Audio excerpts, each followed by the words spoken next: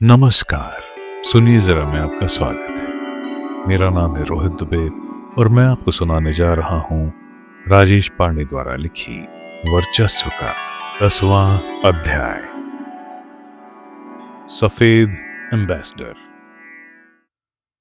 सत्येंद्र वीर सिंह और राजेश पांडे का कार्यालय केसरबाग में एक ही बिल्डिंग में था। दोनों लोग एक साथ बैठकर पुराने लखनऊ में जुलूसों के निकलने की चर्चा कर रहे थे। पुराने शहर में मुहर्रम के जुलूस निकलने के समय तनाव बहुत बढ़ जाता है और बड़ी संख्या में पुलिस बल लगाना होता है। यह बात चल ही रही थी कि एसपी सिटी कार्यालय में सत्येंद्र वीर सिंह की कुर्सी के ठीक बाईं तरफ मेज से सटाकर रखे हुए वायरलेस सेट पर अचानक यह सूचना आने लगी कि थाना कैंट क्षेत्र में शिवनारायण पेट्रोल पंप के पास एक एम्बेसडर कार जिसमें लाल बत्ती लगी हुई है, उसमें बैठे लोगों पर अंधाधुंध फायरिंग हुई है। यह सूचना सुनते ही राजेश पांडे जोर से चीख उठे और बोले, सर चलिए, साले ने फिर किसी को निपटा दिया है। गाड़ी में लाल बत्ती लगी है, कोई बड़ा आदमी ही निपट गया।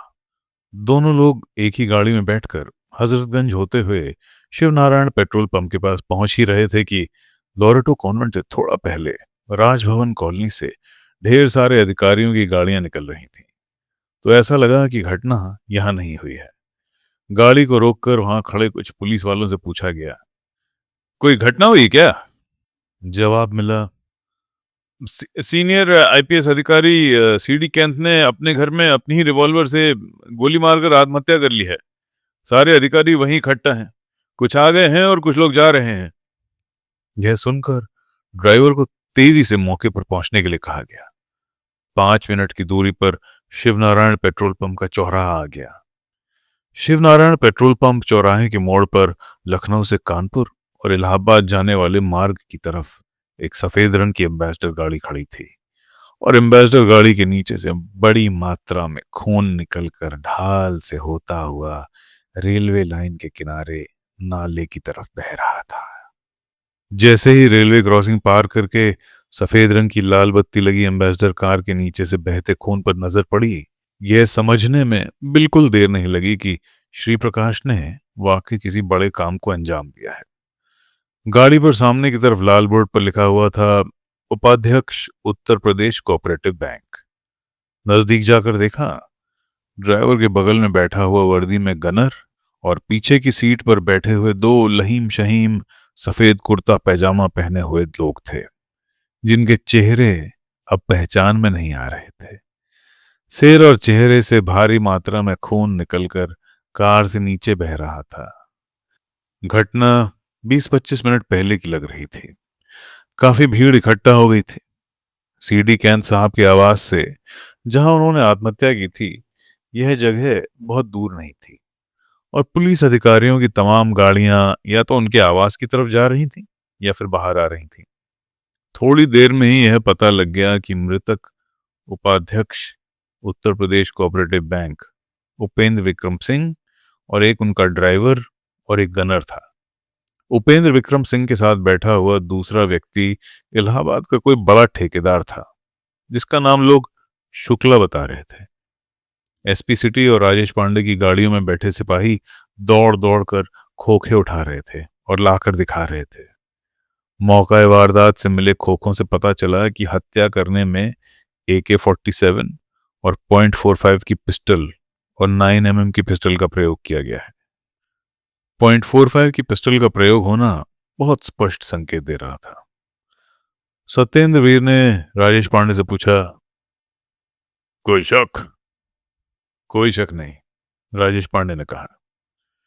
शिवनारायण पेट्रोल पंप के कोने में पान और सिगरेट के 2-3 खोखे और क्रॉसिंग के उस पार चाय की कुछ दुकानें लगी हुई थीं।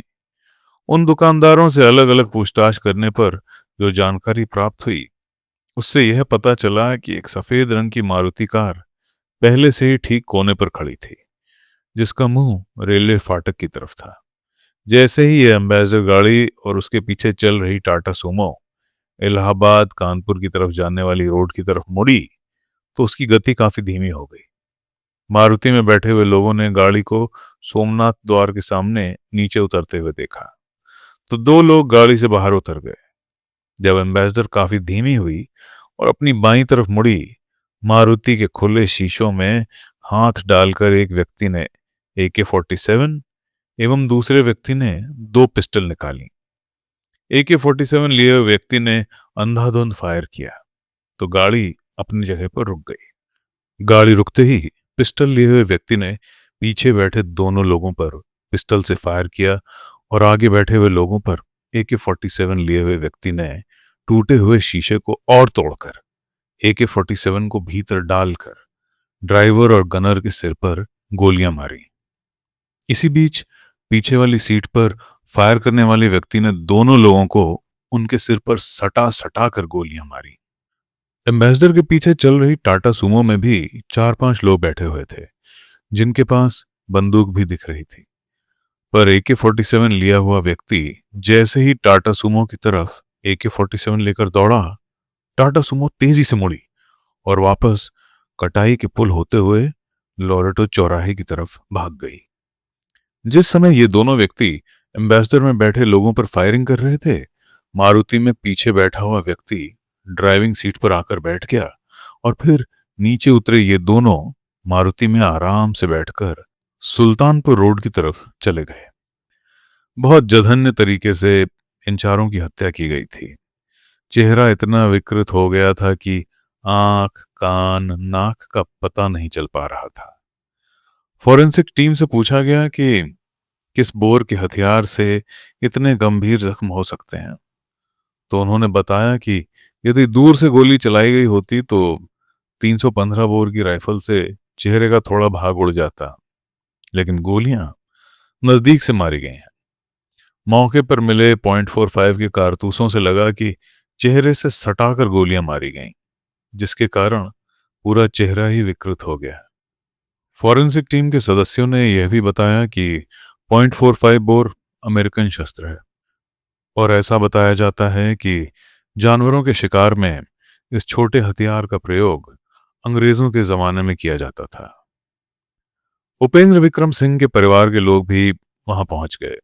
सभी शवों को एम्बेसडर से निकाला गया और पोस्टमार्टम के लिए भेज दिया गया। लखनऊ के थाना कैंट में उपेंद्र विक्रम के भाई और अन्य परिजन मुकदमा लिखाने गए थे। इन लोगों ने मुकदमा लिखाते समय पुरानी पारिवारिक रंजिश का हवाला देकर कुछ लोगों को नामजद भी करा दिया था। हमेशा की तरह फिर पूरे शहर में चेकिंग अभियान चलाया गया। गोसाईगंज के पास बड़े सरकारी डेयरी फार्म तक बदमाशों के आने की सूचना मिली, लेकिन तमाम प्रयासों के बाद भी कुछ पता न लग सका। अगले दिन कोर टीम की मीटिंग में SSP ने कहा, ये जानकारी होने के बाद भी कि श्री प्रकाश शहर में आ गया है, हम इस घटना को नहीं रोक सके। उपेंद्र विक्रम सिंह की दिनचर्या से यह प्रतीत हुआ कि वह लखनऊ में जिलाधिकारी आवास के बगल में या हिंदी संस्थान के सामने स्टेडियम के पास कोऑपरेटिव बैंक की बिल्डिंग में बने गेस्ट हाउस में ही रुका करते थे। गाड़ियों के आने जाने का एक ही रास्ता था, जहां से उपेंद्र विक्रम सिंह के आने जाने पर नजर रखी जा सकती थी। बार बार श्री प्रकाश की लोकेशन सवेरे के समय स्टेडियम के पास और शाम के समय ट्रांस गोमती के सामने जो मिलती थी, उसका पूरा माजरा अब सबकी समझ में आ चुका था। ट्रांस गोमती में अपने गहरे मित्र के यहां उपेंद्र विक्रम सिंह अक्सर सवेरे जाया करते थे और उनको साथ लेकर कभी कभार स्टेडियम में भी सवेरे टहल लेते थे। शायद इसी कारण से श्री प्रकाश सुबह सुबह इन्हीं इलाकों में जाकर अपने शिकार का इंतजार करता था। इस गंभीर घटना के बाद जब उसी दिन शाम को लखनऊ के कुछ सायंकालीन समाचार पत्रों में लानत मलामत की गई और लखनऊ की सुरक्षा को लेकर मजाक उड़ाया गया, तो एक बार फिर से दबाव लखनऊ पुलिस पर बढ़ गया। ऐसा लग रहा था कि श्री प्रकाश और उसके गैंग का पद पुलिस और सरकार से बड़ा होता चला जा रहा है। सभी जगह यह चिंता का विषय हो गया था। यह तय किया गया कि फिलहाल लखनऊ से बाहर जाने वाले और बाहरी जनपदों से लखनऊ आने वाले सभी रास्तों पर बैरियर लगाकर 24 घंटे आने जाने वाले वाहनों की चेकिंग की जाए। इस बार यह आदेश भी दिया गया कि लाल नीली बत्तियां लगी हुई गाड़ी में यदि नई उम्र के युवक बैठे हों तो उन्हें भी चेक किया जाए। यदि ऐसी गाड़ियों में कोई वीआईपी अथवा पुलिस अधिकारी बैठे हों तो उन्हें बता दिया जाए कि किन कारणों से यह चेकिंग करना आवश्यक है। घटना के बाद श्री प्रकाश वापस गोरखपुर चला गया था। अनुज और सुधीर ने श्री प्रकाश से कहा, मोकामा ज्यादा सुरक्षित है। गोरखपुर में पुलिस परेशान कर रही है। क्यों ना हम लोग मोकामा ही चलकर वहीं रुक जाएं, क्योंकि फिर एक पुलिस वाले की हत्या हो गई है, इसलिए पुलिस तेजी पकड़ेगी। अभी मुकामा जाना ठीक नहीं है, श्री प्रकाश ने कहा। दादा के दिमाग में पता नहीं क्या चल रहा होगा।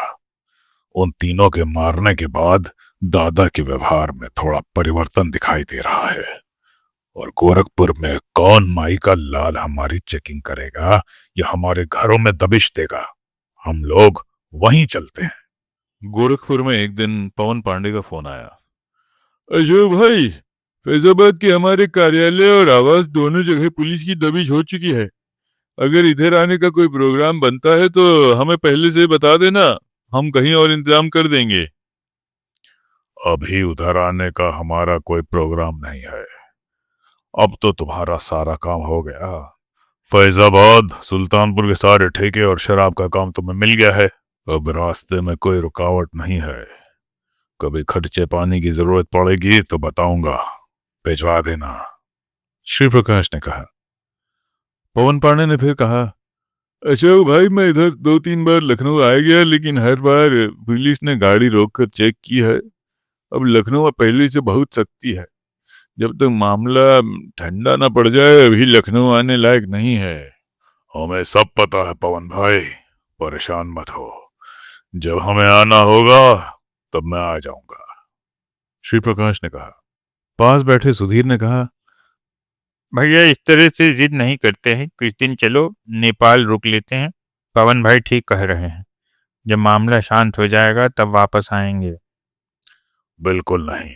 अब की बार किसी पुलिस वाले ने बैरियर लगाकर गाड़ी रोकी तो वहीं एक एक की सारी गोलियां भेजे में उतार दूंगा उसके। उसके बाद देखना, पुलिस अपने सारे बैरियर हटा लेगी और ये साले अधिकारी कितनी भी कोशिश कर लें, बैरियर पर पुलिस कभी गाड़ी नहीं रोकेगी, श्री प्रकाश बोला। थोड़ी देर बाद उसने कानपुर में मंजू को फोन किया और उससे कहा, तुम कानपुर से गोरखपुर किसी ट्रेन से आ जाओ। तुम्हें एक पीसीओ का नंबर दे रहा हूं। पीसीओ पर जो भी मिलेगा उसको सिर्फ अपना नाम, गाड़ी का नंबर और किस गाड़ी से आ रही हो ये बता देना। मैं गोरखपुर स्टेशन पर तुम्हें उतरवा लूंगा। उधर से मंजू ने कुछ कहा होगा तो श्री प्रकाश ने गंदी गंदी गालियां देते हुए कहा, मुझे कोच नंबर और बर्थ नंबर की जरूरत नहीं है। हम तुम्हें स्टेशन पर ढूंढवा लेंगे और जो तुम्हें लेने जाएगा वो तुम्हें मेरे पास तक ले आएगा। इसकी चिंता तुम छोड़ दो। फोन कटने के बाद सुधीर ने फिर कहा, भाई कहीं ऐसा ना हो कि पुलिस मंजू तक पहुंच गई हो और उसके पीछे पीछे हम लोगों तक पहुंच जाए। तुमको पता है कुत्ते कभी शेर की मांद में नहीं घुसते। कोई पुलिस वाला यहां तक नहीं आएगा। हमें सब तरीका पता है। जो मंजू को लेने जाएगा उसे सब बता दूंगा, श्री प्रकाश ने कहा। सुधीर ने फिर पूछा, वैसे मंजू को यहाँ बुलाने की क्या जरूरत है? यहाँ कौन सी कमी है? वह मोहद्दीपुर वाली दोनों को मैं यहीं बुलवा दूं? ज्यादा अक्लमंद न बनो। तुमको पता नहीं, इंस्पेक्टर कैंट मोहद्दीपुर वाली को उसके बाप के साथ बुलवाकर पूछताछ कर चुका है। जब तुम्हें पूरी बात पता नहीं रहती तो क्यों पड़ी लकड़ी लेते हो? मैं बताऊंगा कि मंजू को यहां क्यों बुलवा रहा हूं, श्री प्रकाश ने गुस्से में कहा। श्री प्रकाश ने एक दिन सुधीर और अनुज से कहा, सूरज भान दादा थोड़ी मुश्किल में है। बिहार के एक मंत्री ने उनको जेल भिजवा दिया है। काम बहुत बड़ा है, लेकिन काम अगर हो गया तो फिर बिहार भी अपना होगा। किसी माई के लाल में इतनी हिम्मत नहीं है कि बिहार में किसी काम को मना करे। उत्तर प्रदेश तो लगभग कब्जे में आ ही चुका है। बस हरिशंकर तिवारी को थोड़ा और डील करना पड़ेगा। नहीं मानेंगे तो उनकी भी खोपड़ी में तांबे और पीतल की दुकान खोलूंगा। लेकिन सूरज भान दादा के पास जाने से पहले लंबे पैसे का जुगाड़ करना बहुत जरूरी है, क्योंकि दादा ने जो काम बताया है वह थोड़ा रिस्की भी है। वहां पूरी सरकार पीछे पड़ेगी, लेकिन अगर काम पूरा हो गया तो फिर कोई दिक्कत नहीं होगी। मूलराज अरोड़ा से बाकी पैसा मंगवाओ ना, फिर मुकामा चलते हैं, अनुज बोला। और साला रोने लगता है और उसके सारे फोन में पुलिस ने टैप लगवा रखे हैं, श्री प्रकाश ने कहा। भाई उसने न लखनऊ ये 6-7 लोगों के नाम लिखवाए थे जिनकी पकड़ अगर हो जाए तो 10-20 करोड़ आराम से मिल जाएंगे। फिर सब लोग थोड़े दिन के लिए थाईलैंड चलेंगे। कुछ दिन वहां पर मौज मस्ती करके जब वापस लौटेंगे तब पुलिस भी ठंडी पड़ जाएगी। सुधीर बोला। बिल्कुल ठीक बताया, अभी डायरी निकालता हूं, श्री प्रकाश ने कहा। उसमें तो नंबर लिखवाए थे, लेकिन पहले बात करना ठीक नहीं है। पहले उनकी कुंडली निकाल ली जाए। अगर ऐसे ही ये सब 50-50 लाख रुपए देंगे तो पकड़ करने की जरूरत नहीं पड़ेगी, और सूरज भान दादा का काम करके वहीं से नेपाल निकल चलेंगे, फिर कुछ दिन के लिए थाईलैंड घूम कर आएंगे। श्री प्रकाश ने अपनी डायरी निकाली और लखनऊ में 3-4 लड़कों को फोन किया। एक लड़के को संजय सेठ, एक को सरना मार्बल वाले, एक को लदानी कोका कोला वाले, एक को हजरतगंज के रेमंड शोरूम वाले, और एक को लखनऊ के सबसे बड़े हार्ट स्पेशलिस्ट डॉक्टर मिश्रा के बारे में बताया। सबको यह हिदायत दी, कुंडली पूरी निकालनी है, पहले इनका पता कर लेना, उसके बाद यह पता करना कि कितने बजे घर से निकलते हैं, कहाँ कहाँ जाते हैं, कितने बजे वापस घर पहुंचते हैं, घर में कितने लोग हैं, घर में कितनी गाड़ियां हैं, बच्चे किस किस स्कूल में पढ़ते हैं, सभी गाड़ियों के नंबर, ड्राइवर का नाम और हुलिया, कुंडली में कोई चीज छूट ना जाए, और अगर कुंडली के राहु केतु भी कोई हो तो उनकी भी कुंडली निकाल लेना। भाई लौंडों को सीधे सीधे बताओ कि गनर और ये सिक्योरिटी गार्ड के बारे में भी सूचना इकट्ठी कर लें। नए लौंडे हैं, पता नहीं ये क्या समझे। सुधीर ने कहा। अब लौंडे लौंडे नहीं रहे, हमसे तुमसे ज्यादा दिमाग रखते हैं। जो नहीं पूछा गया होगा उसकी भी जानकारी करेंगे। कुंडली बताने के बाद इन सालों को 10,000 रुपए से कम भी नहीं चाहिए, श्री प्रकाश ने बताया। सुरेश से बढ़िया कुंडली आज तक किसी ने नहीं निकाली है, सुरेश को क्यों नहीं बताया? सुधीर ने पूछा। अब सुरेश से कुंडली नहीं निकलवाऊंगा, उसका लालच बढ़ गया है। दूसरा यह है कि एक बार मूलराज की कुंडली निकालते समय ज्यादा चटकरी कर गया था। मूलराज को उस पर शक हो गया था। 4-5 दिन से लगातार लगा हुआ था।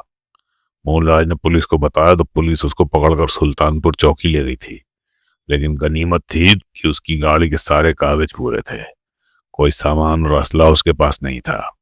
यूनिवर्सिटी का आई कार्ड भी सही था। इसीलिए पुलिस ने यह सोचकर कि अपार्टमेंट की किसी लड़की के चक्कर में यहाँ वहां पर कई दिन से घूम रहा होगा। सुरेशवा बहुत चालू है, उसने कह भी दिया कि इसी अपार्टमेंट से एक लड़की निकलकर यूनिवर्सिटी जाती है, उसी के चक्कर में वह यहाँ खड़ा रहता है, श्री प्रकाश ने कहा। ये काम ठीक है, अगर इनमें से कोई मिल गया तो सिंगापुर की अपनी ट्रिप पक्की हो जाएगी, सुधीर बोला। श्री प्रकाश ने लड़कों से कहा, जैसे ही कुंडली पूरी हो जाए और टारगेट घर के भीतर चला जाए तो तुरंत ही पूरी कुंडली बताओ। सबसे पहला नंबर रेमंड शोरूम वाले का आया। लड़के ने पूरी कुंडली बता दी थी। राहु केतु कितने हैं, श्री प्रकाश ने पूछा। लड़के ने बताया, भैया हजरतगंज वाले शोरूम में दरवाजे के बाहर कुर्सी पर 2 लोग बैठे रहते हैं। एक के पास 2 नाली और एक के पास एक नाली बंदूक है। गाड़ी में कौन कौन रहता है, श्री प्रकाश ने पूछा। आते समय तो उसके बाप गाड़ी में बैठे रहते हैं, दोनों साथ साथ आते हैं, लेकिन बाप दिन में ही वापस चला जाता है। दुकान बंद करके लाला अकेले ही नौकर के साथ आता है और नौकर आगे की सीट पर दुकान की चाबियों का गुच्छा एक काले रंग के चमड़े के बैग में रखकर लिए बैठा रहता है और लाला पीछे बैठता है। लड़के ने बताया। पूरी कुंडली सुनकर श्री प्रकाश शुक्ला ने रात में लाला को फोन किया और उससे कहा, लाला, मैं तुमको 2 बार फोन कर चुका हूं, तुमने देखा नहीं विवेक श्रीवास्तव और वीरेंद्र शाही कैसे मारे गए थे। आज मैं तुम्हें मार देता, लेकिन मुझे लगा कि शायद तुम्हें अकल आ जाए और तुम पैसा पहुंचा दो। तुम्हारी दुकान में आज कपड़ा खरीदने मंत्री जी का परिवार आया था, पूरे लाव लश्कर के साथ। आज तुम सवेरे 11:45 बजे सफेद टाटा सफारी से निकले थे।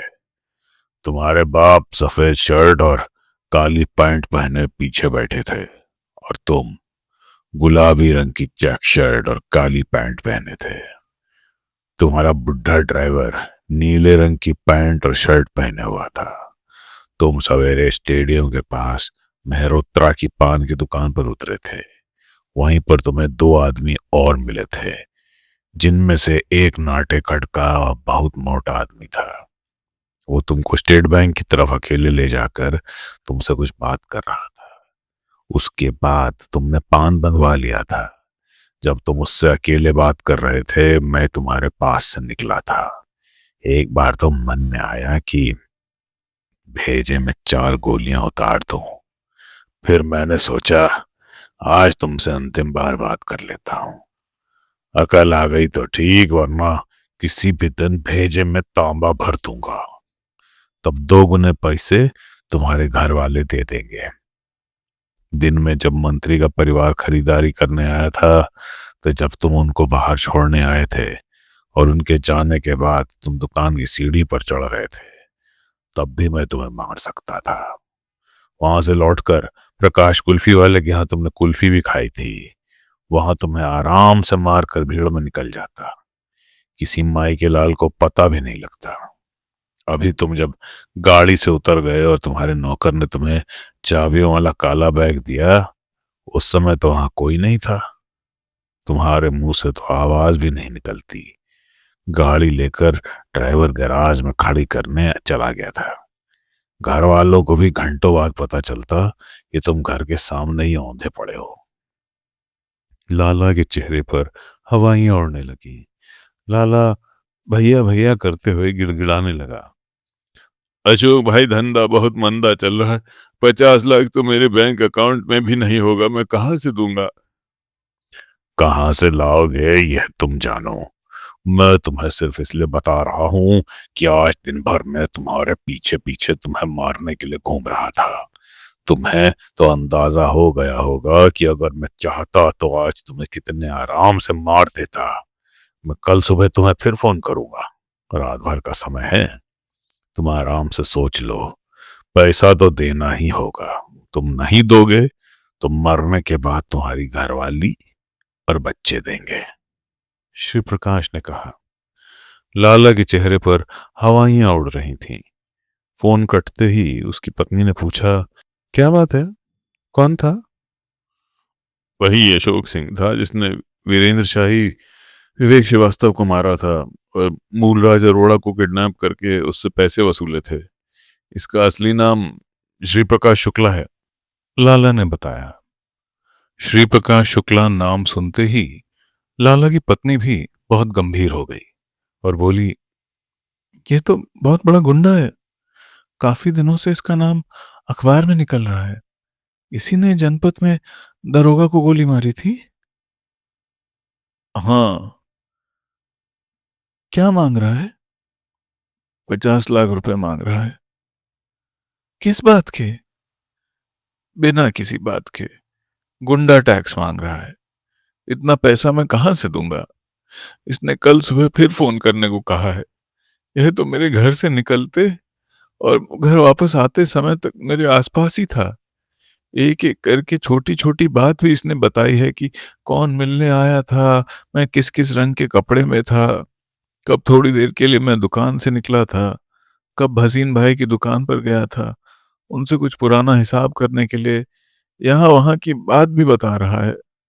जैसा कि यह बता रहा है, मुझे भनक तक नहीं लगी कि दिन भर से कोई मेरा पीछा कर रहा है। और जैसा इसने बताया, बिल्कुल सही बताया। यह कभी भी बहुत आराम से मुझे मार सकता है। मेरा तो दिमाग ही काम नहीं कर रहा है कि मैं करूं क्या? रकम बहुत लंबी है। एक को दूंगा तो 10 और खड़े हो जाएंगे। किस किस को देता रहूंगा? नहीं दूंगा तो ये मुझे मार डालेगा। लाला ने कहा। मूलराज भाई से बात करो, वही कोई रास्ता बताएंगे। लाला की पत्नी बोली। लाला ने तुरंत मूलराज अरोड़ा को फोन लगाया। थोड़ी देर बात करने के बाद लाला ने फोन रख दिया। कोई रास्ता निकला? उसकी पत्नी ने पूछा। मूलराज कह रहा है कि जब उसकी किडनैपिंग हुई थी तो उसने भी थोड़े ही पैसे देकर अपना पिंड छुड़ाया था और यह वायदा करके आया था कि बाकी के पैसे भी जल्दी भिजवा देगा, लेकिन वो पैसा भिजवा नहीं पाया है। अशोक सिंह उसको भी बार बार पैसों के लिए तंग कर रहा है। मूलराज का कहना है कि वह परेशान हो गया है और कुछ दिन के लिए लखनऊ से बाहर जा रहा है। वह यह भी बता रहा है कि बहुत खतरनाक आदमी है। उसने मूलराज को जहां रखा था वह बिहार की कोई जगह है। इसके गैंग के पास तरह तरह की बंदूकें हैं। वहीं पर पहली बार उसने AK-47 दिखाई थी तो इसके पास एक नहीं 3-4 हैं। मूलराज ने आगे यह भी बताया कि जान बचाने के लिए पैसा देने के अलावा कोई और चारा नहीं है। लाला ने बताया। तो पुलिस को बता दो, पुलिस साथ में रहेगी तो कैसे मार पाएगा? लाला की पत्नी ने कहा। मूलराज बता रहा था कि पुलिस ने क्या उखाड़ लिया। उसे दिन दहाड़े उसके हजरतगंज के ऑफिस से उठाकर रोड के रास्ते से बिहार तक ले जाया गया था। रास्ते में कहीं पुलिस दिखाई भी पड़ी तो सैल्यूट ठोंकती ही मिली। ऐसा लगता है कि पुलिस में ऊपर से नीचे तक इसकी सेटिंग है। उसने भी 3-4 दिन तक यही कोशिश की थी कि शायद तब तक पुलिस ही आ जाए और पैसा और जान दोनों बच जाए, लेकिन लेकिन कोई नहीं आया और पैसा देना ही पड़ा। लाला ने कहा। लाला की पत्नी बोली। ऐसे बिना बात के पैसे देना तो ठीक नहीं लग रहा है। कल तुम जाकर SSP से बात करो। तुम नहीं समझ रही हो। आज इसने जिस तरह से पीछा किया है कि मैं प्रकाश कुल्फी वाले के यहाँ कुल्फी खा रहा था, यह वहां भी खड़ा था। और हाँ, इसने यह भी बताया कि दोनों बच्चे किस किस स्कूल में हैं और किस किस क्लास में पढ़ रहे हैं। लाला बोला। अरे बाप रे, फिर तो जोखिम लेना ठीक नहीं है। कल कुछ कम या ज्यादा की बात करो। इतना पैसा एक साथ कैसे दिया जा सकता है? लाला की पत्नी बोली। ठीक है, लाला बोला। अगले दिन 9 बजने ही वाले थे कि लाला की सांसें ऊपर की ऊपर और नीचे की नीचे थीं। लाला ने अपनी पत्नी को बुलाया और कहा, मेरी हिम्मत नहीं पड़ रही है उसका फोन उठाने की। वह फोन जरूर करेगा। फोन तुम उठाना और बताना कि मैं नहाने गया हूं। अगर वह बात आगे बढ़ाता है तो उसे बताना कि हम लोग कितने परेशान हैं। पैसा हमारे पास बिल्कुल नहीं है। अगर बात बन जाती है तो तुम इशारा करना, मैं आ जाऊंगा, फिर मैं बात करूंगा।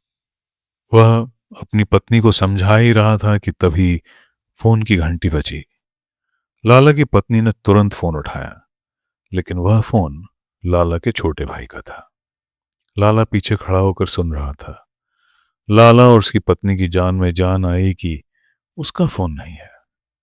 एक तसल्ली तैरने लगी।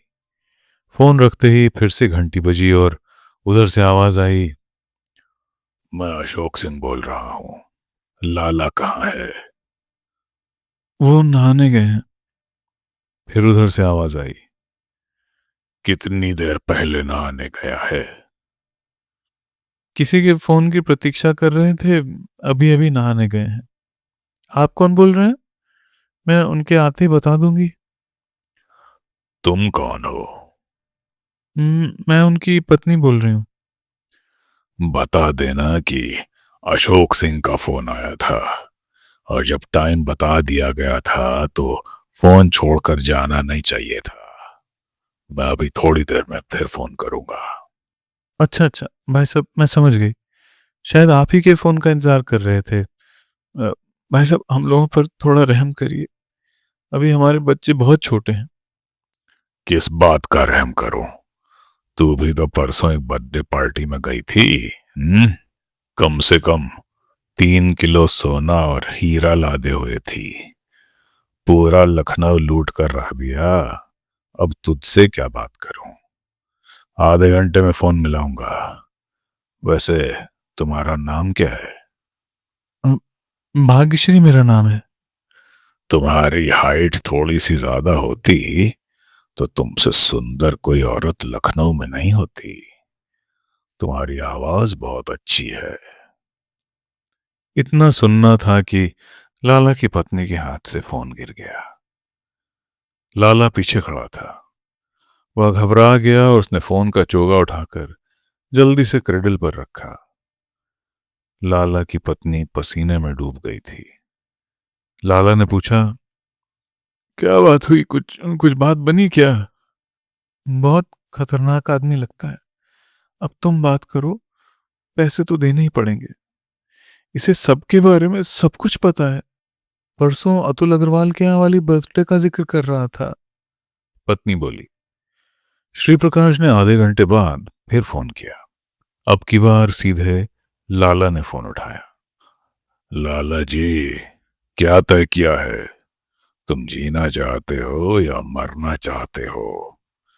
मेरे पास टाइम नहीं है और तुम्हें आज बताना ही पड़ेगा। श्री प्रकाश ने कहा। लाला की घेग्गी बंध गई। उसने कहा, अब भैया जितना कह रहे हैं उतना तो मैं किसी कीमत पर इंतजाम नहीं कर पाऊंगा। थोड़ा बहुत कहो तो दे सकता हूं। कितना कर सकते हो? 5 लाख रुपए दे सकता हूं। बस इतना सुनते ही श्री प्रकाश आग बबूला हो गया। बनिए क्या कुत्ते, भिखमंगा समझ रखा है क्या? अब तो तू पूरा 50 देगा या कल भैंसा कुंड में मोक्ष प्राप्त करेगा। हाँ। इतना कहकर श्री प्रकाश ने फोन काट दिया। लाला की पत्नी पास में ही खड़ी थी। पूछा, क्या बोला वह? 5 लाख सुनते ही वो गाली देने लगा।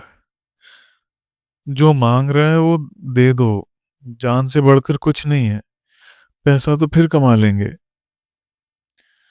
इतना कैश कहाँ से निकालेंगे? इनकम टैक्स वाले वैसे ही रोज चक्कर लगा रहे हैं, फिर किसको किसको जवाब देते फिरेंगे। पैसा दे दो, नहीं तो पूरा परिवार ही बर्बाद हो जाएगा। पहले की बात और थी, जब हजरतगंज में मैं और हसीन ही थे। ये जो 3 और नए शोरूम आ गए हैं, इतना पैसा फिर से कमाने में 10 साल लग जाएंगे। उससे बात कर लो कि पैसा मैं पूरा दे दूंगा, लेकिन उनके शोरूम बंद करा दे। क्या पागलपन की बात कर रही हो? कभी बात खुली तो तुम भी जेल जाओगी, मैं भी जेल जाऊंगा। दोबारा फोन अगर आया तो 5 की बजाय 10 की बात करूंगा। बाकी के लिए किस्त की बात करूंगा कि हर 3 महीने पर 10-10 करके साल भर में 50 पूरा कर लूंगा। ये सही दिमाग लगाया। लाला की पत्नी बोली।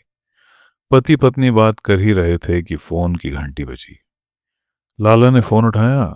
उधर से आवाज आई, क्यों बे? इसका मतलब तूने सोच लिया है कि तुझे इस दुनिया में नहीं रहना है, हैं? लाला गिड़गिड़ाते हुए बोला, भैया ऐसा जुल्म ना करिए, मेरे बच्चे बहुत छोटे हैं। साल भर पहले तक हम लोगों के लिए स्थिति अच्छी थी। पूरे मार्केट में कपड़े की 2 ही दुकानें थीं। अब ये जो 3 नए शोरूम आ गए हैं ना, इनकी वजह से धंधे में मंदी आ गई है। ये 3 कौन कौन है? श्री प्रकाश ने पूछा। लाला ने एक ही सांस में तीनों नाम गिना दिए और यह भी बताया कि इनमें से 2 सिंधी हैं और एक बनिया है।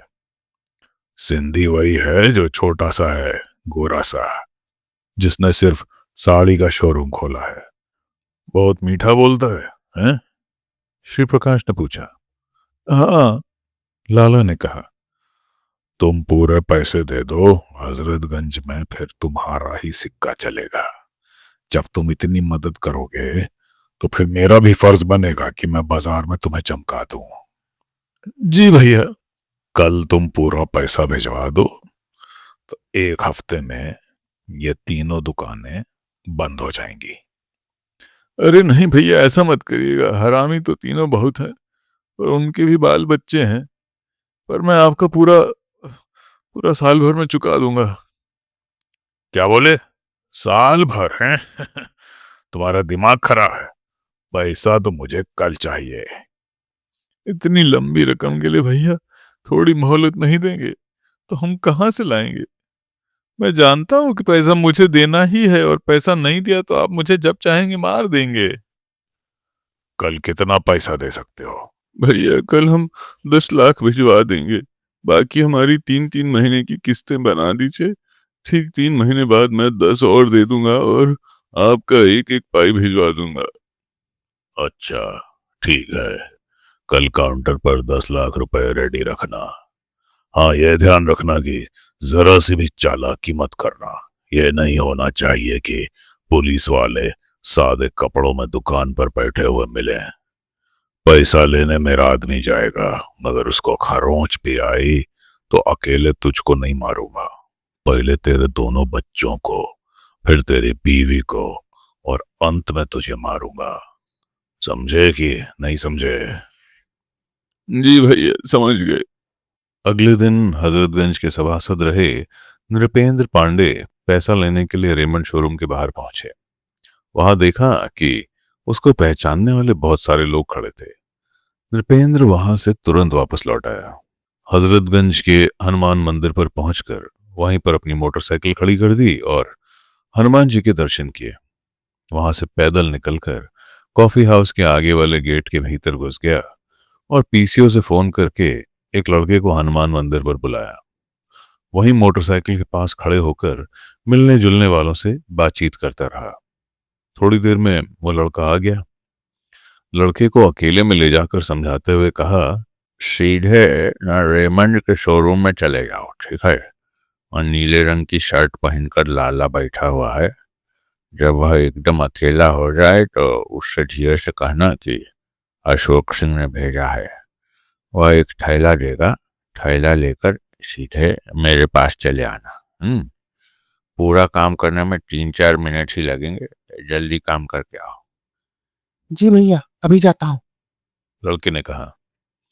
लड़का सीधे रेमंड शोरूम के भीतर गया और 2 मिनट बाद ही रेमंड का प्लास्टिक वाला बैग लेकर आ गया। नृपेंद्र ने लपक कर वह बैग ले लिया। लड़के को 100 रुपए दिए। रेमंड के उस पॉलिथीन बैग को तुरंत लपेटा और मोटरसाइकिल की डिक्की में रखकर सीधे घर आ गया। रात में श्री प्रकाश का फोन आया। क्या हुआ? साले ने पैसा दिया? हाँ भैया पैसा मिल गया है। पैसा पूरा है कि नहीं? भैया पैसा पूरा है, 10 है इसमें।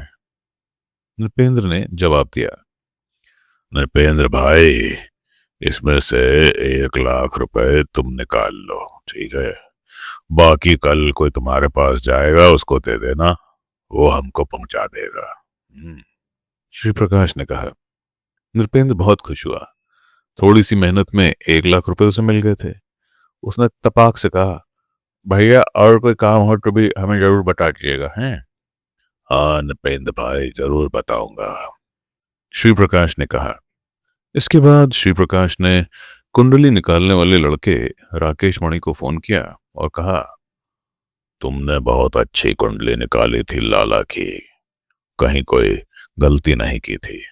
सारे तीर निशाने पर पहुंचे और काम हो गया। बताओ क्या चाहिए तुमको? क्या दिला दूं? भैया एक असला दिलवा दीजिए। राकेश मणि बोला। दिमाग खराब है क्या? मैं असलाह दिलवा दूंगा तो जिंदगी में कभी कुंडली निकाल पाओगे? हैं? जिसकी कुंडली निकालनी है, अगर उसको शक हो गया या पुलिस ने चेकिंग में पकड़ लिया तो पिस्टल के साथ साथ 2 किलो गांजा भी लगा देगी। पढ़ाई लिखाई सब धारी की धारी रह जाएगी। घर वाले भी 100-100 गालियां देंगे। तुम अपनी पढ़ाई लिखाई करो, कुंडली अच्छी निकालते हो, फिर मैं तुम्हें काम दे दूंगा। फिलहाल तुम कल कलकत्ता एंड स्टॉल की जो दुकान हजरतगंज में है, उसका मालिक एक सिंधी है, उसके पास चले जाना। उसको सिर्फ इतना बताना कि अशोक सिंह ने भेजा है। वो तुम्हें 10,000 रुपए दे देगा। अच्छा जाड़ा पड़ने लगा है, गरम कपड़े खरीद लेना। श्री प्रकाश ने कहा। जी भैया। राकेश मणि बोला। 10,000 रुपए सुनकर राकेश मणि को रात भर नींद नहीं आई। सवेरे के 11 बजते ही वह हजरतगंज पहुंच गया और दुकान मालिक के पास जाकर सिर्फ इतना बताया कि अशोक सिंह ने भेजा है। दुकान मालिक ने पहले से ही अखबार में बंधे हुए 10,000 रुपए दराज से निकालकर लड़के को दे दिए। जब श्री प्रकाश राकेश मणि से बात कर रहा था तब सुधीर त्रिपाठी पूरी बात सुन रहा था। बात खत्म होने के बाद सुधीर ने कहा, भैया लौंडों का दिमाग न खराब करो, 2,000 के काम के लिए 10,000 रुपए आपने दे दिए। देखो, सुरेशवा के दिमाग में यह बात आ गई थी कि कुंडली निकालने का काम उससे अच्छा कोई नहीं कर सकता। श्री प्रकाश ने तुरंत कहा, राकेश ने एक एक मिनट में ऐसी सूचना निकाली थी कि जब मैं लाला से बात कर रहा था तो उसको दिन भर की कहानी बता रहा था तो लाला की फट गई। टेलीफोन पर ही उसकी सांस उखड़ने लगी। लाला बहुत हरामी है, उसने बीवी को फोन पकड़ा दिया था। राकेश मणि ने लाला के बच्चों की जो कुंडली निकाली थी वह सुनकर लाला की बीवी भी हक्का बक्का रह गई थी। उसके मुंह से आवाज भी नहीं निकली। अब लाला पूरा पैसा साल भर में दे देगा। कभी इमरजेंसी में कोई जरूरत पड़ेगी तो भी उससे पैसे मंगवा लेंगे। श्री प्रकाश फिर बोला, सुधीर, सवाल एक लाला का नहीं है, यह हजरतगंज बाजार का बड़ा व्यापारी है। हजरतगंज और अमीनाबाद दो ही लखनऊ के बड़े व्यापारियों का क्षेत्र है। घनश्याम पाठक का काम करके अमीनाबाद कब्जे में आ ही गया है। हजरतगंज को भी कब्जे में करना है। ये बनिए जितना भी पैसा इधर उधर देते हैं ये सब बंद कराना है। सारा पैसा हम लोग लेंगे, फिर पूरे लखनऊ पर हम लोगों का वर्चस्व होगा। लखनऊ पर वर्चस्व का मतलब समझे? नहीं समझा। सुधीर बोला, देखो, ये शहर भर के बनिए अपने अपने इलाके के सभासद, अपने विधायक, व्यापार मंडल के लोगों और नेताओं व थाने की पुलिस को मुंह मांगा पैसा देते हैं। इनकी कमाई का बड़ा हिस्सा ये चोट्टे ले लेते हैं। ये साले कोई अपने घर से पैसा ना निकालते हैं। 10 पैसे का माल 1 रुपए में बेचकर पब्लिक का खून चूसते हैं और इन लोगों में बांट देते हैं। जिस बनिए से बात करो वह यही दुहाई देता है, भैया बहुत पैसा महीने का निकल जाता है, लेकिन फिर भी सालों के पास हर 2 महीने में नई गाड़ी, हर 2 साल पर नया घर और हर 10 साल में नई दुकान होती है। जितने लोगों को पैसा बांटते हैं ये सब बंद कराना है। सारा पैसा इकट्ठा करके इनसे वसूलना है, जिससे अपना काम चलता रहे और अपनी आगे की प्लानिंग पूरी हो। विस्तार से श्री प्रकाश ने सुधीर को समझाया। लेकिन भैया आगे की प्लानिंग वाली बात समझ में नहीं आई। सुधीर ने पूछा, पहले तो एक बात ये नोट कर लो, वर्चस्व की लड़ाई में जो भी रास्ते में आए उसे बेरहमी से हटा देना चाहिए। चाहे नेता हो, पुलिस हो, गुंडे हो, दलाल हो। 1-2 बार कहने से नहीं मानते तो हलक में गोली उतार देनी चाहिए। जैसे ही ये सिस्टम पूरा अपने कब्जे में हो जाएगा, सरकार में जो होगा वह हमारी बात मानेगा। सुधीर, वर्चस्व की लड़ाई बस यहीं पर खत्म नहीं होती। एक बार ये पैसे का स्रोत नेताओं और पुलिस वालों का बंद हो जाए तो ये बिल आएंगे। पैसे के लिए बनिए को दबाना शुरू करेंगे। जो भी पैसे के लिए बनिए को दबाएगा उसे मारना पड़ेगा, चाहे पुलिस हो चाहे नेता हो। उसके बाद हम लोग इलेक्शन लड़ेंगे, हमारी सरकार बनेगी। श्री प्रकाश ने कहा, भैया इलेक्शन लड़ने के लिए तो बहुत पैसा और बहुत आदमी चाहिए। बकलोल हो।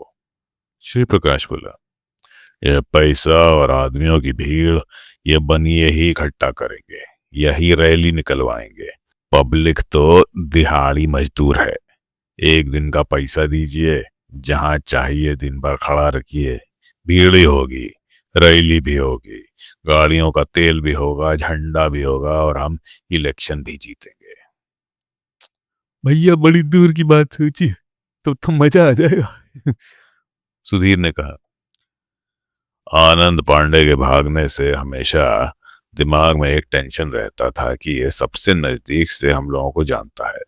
अगर मुखबिरी करेगा तो हमें अपने मकसद की कामयाबी में टाइम लगेगा। वो कुत्ते की मौत मारा गया।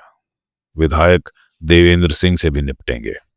उसकी वजह से आनंद को एक AK-47 और 3 पिस्टल मिल गई थी। सही समय पर मारा गया, वरना हमारे लिए परेशानी पैदा करता। भैया आपका साथ छोड़ा था इसलिए मारा गया। ये काम आपके साथ किया होता तो कभी नहीं मारा जाता। विवेक को पकड़कर दिल्ली में रखकर उसने बड़ी भारी गलती की थी। जैसे अखबारों में लिखा है कि पकड़कर यहाँ रखा गया होता था, पुलिस ने वहीं से ट्रैक करके उसको मारा है। आनंद आपके साथ रहा होता तो कभी दिल्ली ना जाता, आराम से बिहार में रहता, पैसा भी मिलता, जान भी बची रहती। सुधीर बोला, पुराने लोग जो कह गए हैं सही कह गए हैं। श्री प्रकाश बोला, जब गीदड़ की मौत आती है तो वह शहर की तरफ भागता है। ये साला दिल्ली की तरफ भागा और मारा गया। अब हम लोग बिल्कुल सुरक्षित हैं। जल्दी जल्दी अपना काम समेटना है और पूरे प्रदेश में अपना वर्चस्व कायम करना है। बस 2-3 साल बाद ही इलेक्शन है, ये ध्यान रखना। अगले इलेक्शन में हम लोग उतरेंगे और चुनाव जीतेंगे। 15 लोग भी अगर जीत गए तो बिना हमारे सरकार नहीं बनेगी। इलेक्शन जीतते ही पुलिस लाइन में खड़ी होकर सलामी ठोकेगी और यही पुलिस आगे पीछे गाड़ियों में हमारी सुरक्षा में चलेगी। थोड़ी मेहनत और करके पहले इस वर्चस्व की लड़ाई को जीतना है। अभी तो 1/4 काम ही हुआ है। भैया पुलिस से कैसे निपटेंगे? हमारी लड़ाई में पुलिस बीच में आई तो पुलिस को ठिकाने लगाना होगा, चाहे वो दरोगा हो चाहे पुलिस के बड़े अधिकारी हो। जब से RK सिंह को मारा है, जिस भी दरोगा दरोगी से बात करो, जय हिंद करके ही बात करता है। जी भैया, पर सरकार से कैसे लड़ेंगे? अबे सारी पंचवर्षीय योजना अभी पूछ लोगे क्या? अब आगे आगे देखो होता क्या है। श्री प्रकाश ने कहा। 2 दिन बाद ही लाला के दिए हुए पैसे श्री प्रकाश के पास पहुंच गए। हर दिन मूलराज अरोड़ा और लाला से बात करके लखनऊ के बड़े व्यापारियों के नंबर श्री प्रकाश लेने लगा और उनकी कुंडली निकालने के लिए लखनऊ के लड़कों को लगाने लगा। हर दिन 1-2 लोगों को फोन करता था और लड़कों की बताई कुंडली के हिसाब से उन व्यापारियों को उनकी दिनचर्या बताता था। व्यापारी को ऐसा महसूस होता था कि यह खुद मेरे पीछे पीछे साए की तरह चल रहा था और यह जब चाहेगा मुझे मार देगा। उसकी बात का खौफ इस कदर व्यापारियों को घर कर जाता था कि उनके पास सिवाय इसके कोई चारा नहीं होता कि जो वह पैसा मांग रहा है उसे दे दिया जाए। श्री प्रकाश इन सभी व्यापारियों से 50 लाख रुपए से शुरू करता था, लेकिन इनसे 2-2.5 लाख रुपए के बीच में बात तय कर लेता था। सुधीर और अनुज ने श्री प्रकाश को टोका भी कि ज्यादा लोगों से कम कम पैसे लेने पर जोखिम ज्यादा है, बात खुलेगी तो फिर पुलिस परेशान करेगी। श्री प्रकाश ने कहा, अच्छा है बात खुले, पता लगेगा कौन कौन आगे आता है, तब मुचहटा होगा, तभी मजा आएगा। हाँ भैया, ये बात भी आपकी सही है। सुधीर बोला। तो मित्रों, ये था वर्चस्व का 10वां अध्याय। लाइक, सब्सक्राइब और शेयर करना मत भूलिएगा। सुनने के लिए धन्यवाद।